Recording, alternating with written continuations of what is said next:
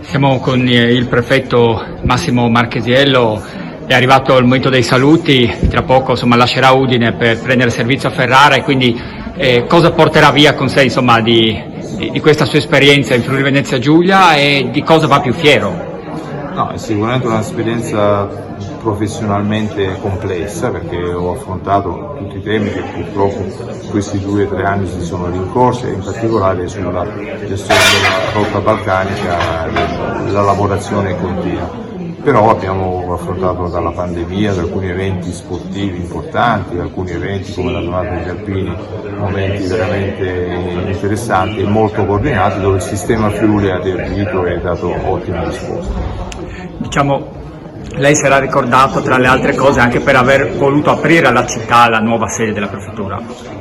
Io ho proseguito poi il lavoro che era stato iniziato 10 anni fa dai colleghi e per fortuna mi si ricorda, ma in realtà è stato il culmine di un percorso già ben avviato su cui per fortuna tutta la prefettura, ma in particolare la comunità di Udine, credo che abbia dato buona accoglienza e condivisione delle possibilità che questa struttura dà. Un'ultima cosa, tra adunate degli alpini, emergenza Covid, emergenza Ucraina e appunto arrivi dalla rotta balcanica, non si è annoiato in questi anni, insomma.